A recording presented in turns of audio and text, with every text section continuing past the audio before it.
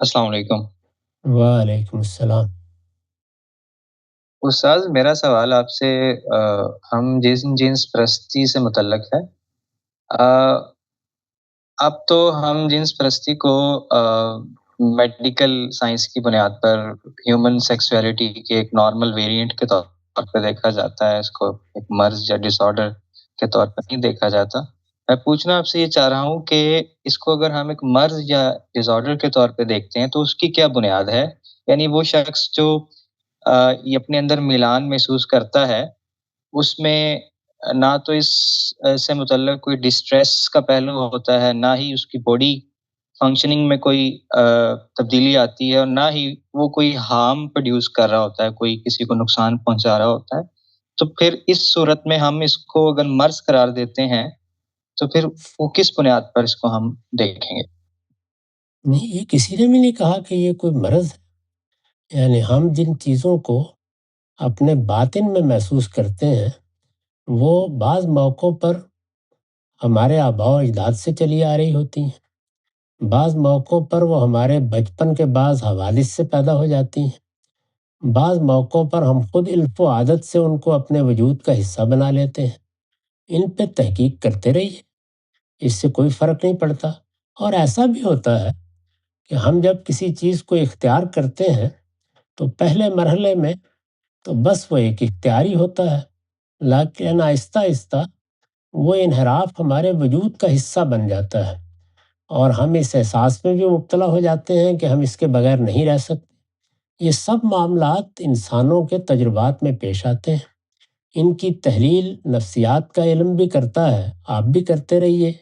جس کو کرنا ہے اس کے لیے یہ میدان کھلا ہوا ہے، ضرور اس کی تحقیق کرے۔ ہمارے سامنے تو سوال یہ ہے کہ وہ کون سا کام ہے جس کی صلاحیت اگرچہ ہمارے اندر موجود ہے، جس کا میلان بھی ہمارے اندر موجود ہے، لیکن ہمارا حادثہ اخلاقی ہمیں اس سے روکتا ہے۔ برائی کرنے کی جتنی چیزیں ہیں ان سب کے میلانات ہمارے پاس فطری طور پہ موجود ہیں۔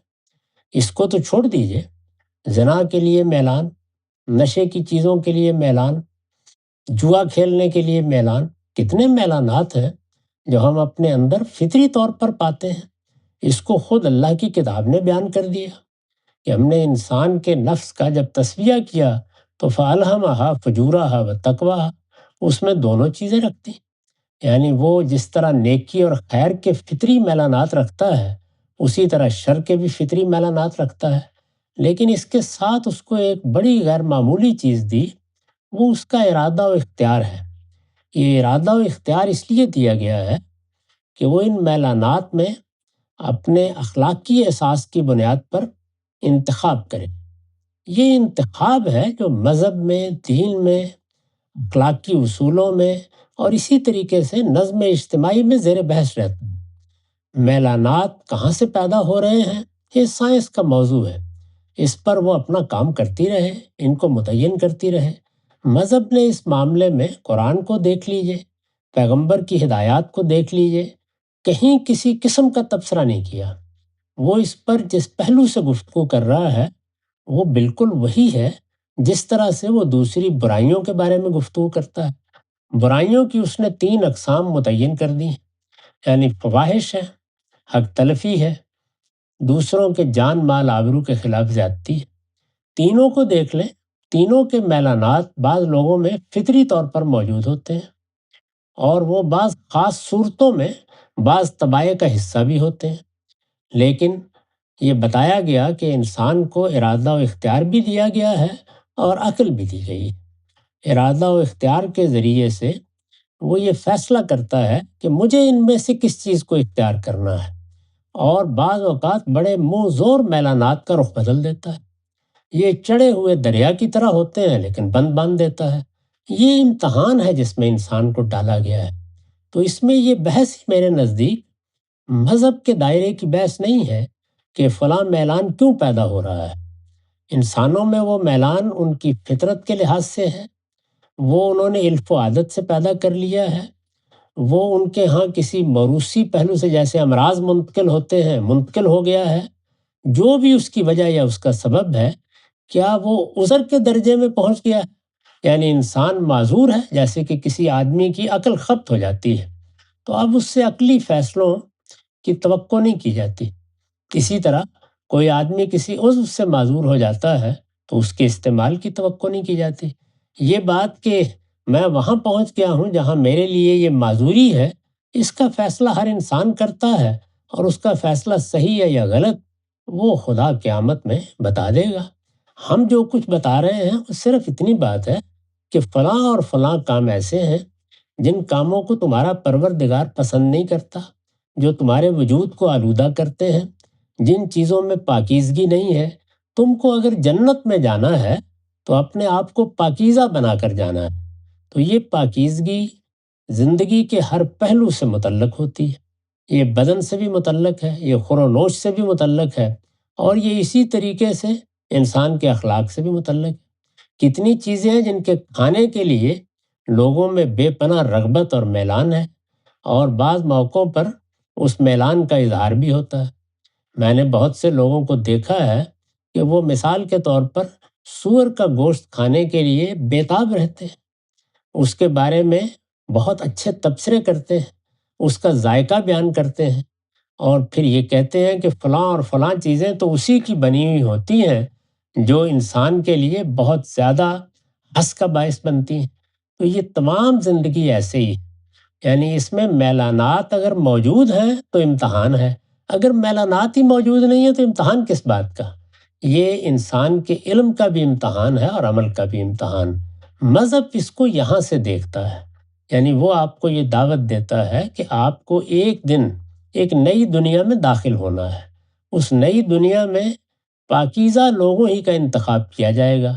پاکیزگی کس کس طریقے سے حاصل کرنی ہے وہ پیغمبروں نے بتا دیا ہے۔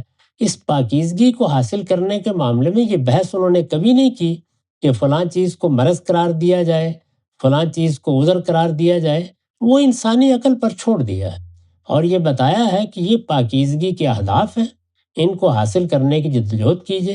اس کے لیے ارادہ انسان کو دیا گیا ہے۔ وہ اگر اپنی تربیت کر لے تو وہ جوئے سے بھی نجات پا سکتا ہے، تربیت کر لے تو وہ اس طرح کے میلانات پر بھی قابو پا سکتا ہے، اور اگر پوری زندگی کسی میلان پر قابو پانے ہی میں گزر جائے تو یہ بڑی سعادت کی بات ہے۔ یہ بات ہے جو مذہب میں زیر بحث آتی ہے۔ یہ مسئلہ کہ کون سی چیز پیچھے سے چلی آ رہی ہے، مثلا بہت سے ڈاکٹر پہلا سوال آپ سے یہ پوچھتے ہیں کہ کیا آپ کے خاندان میں کسی کو دل کا مرض رہا ہے، کیا کسی کو کینسر کا مرض رہا ہے؟ تو یہ معلوم ہوا کہ اس سے پہلے لوگوں کا اس جانب دھیان نہیں تھا، بہت سی چیزیں موروثی طور پر بھی چلی آ رہی ہوتی ہیں۔ کیا بعید ہے کہ اس طرح کی چیزیں بھی موروثی طور پر منتقل ہوتی ہوں؟ ان پر تحقیق کرتے رہیے، اپنے نتائج تحقیق دنیا کو بتاتے رہیے۔ تحقیق میں بالعموم عقلی امکانات کو سامنے رکھ کے مفروضات قائم کیے جاتے ہیں، شواہد پیش کیے جاتے ہیں، کبھی وہ صحیح ہوتے ہیں، کبھی ظن غالب کے درجے میں ہوتے ہیں، کبھی یقینی ہو جاتے ہیں، اور کبھی ایسا ہوتا ہے کہ ہماری غلطی ہم پر واضح ہو جاتی ہے۔ یہ ایک الگ عمل ہے، اس کو جاری رکھنا چاہیے۔ اس میں دینی سوال صرف یہ ہے کیا کہ کسی کے ہاں کوئی صورتحال عذر کے درجے میں تو نہیں چلی گئی؟ تو اللہ تعالیٰ نے اس کا جواب دے دیا ہے کہ جو آدمی اضطرار میں مبتلا ہو گیا ہے وہ کسی حرام کا ارتکاب بھی کر سکتا ہے، لیکن کیا اس معاملے میں اضطرار کا فیصلہ میں کروں گا؟ یہ اس آدمی نے فیصلہ کرنا ہے۔ اسے بتا دیں کہ اس کو ایک دن اپنے پروردگار کے سامنے جواب دہ ہونا ہے۔ اس کی بارگاہ میں انسان کی کوئی بات چلے گی نہیں، وہاں ہاتھ پاؤں گواہی دے دیں گے۔ یہ ہمارا کام ہے، ہم اس کو بتائیں۔ رہی یہ بات کہ کسی چیز کا مواخذہ ہم نے معاشرے کی سطح پر کرنا ہے، اس کے اصول بالکل الگ ہیں۔ وہاں ظاہر ہے کہ ظاہری علم کی بنیاد پر فیصلے کیے جاتے ہیں، وہاں کسی کے اندر اترنے کی نہ صحیح کرنی چاہیے، نہ ہمارے دین نے ہمیں اجازت دی ہے۔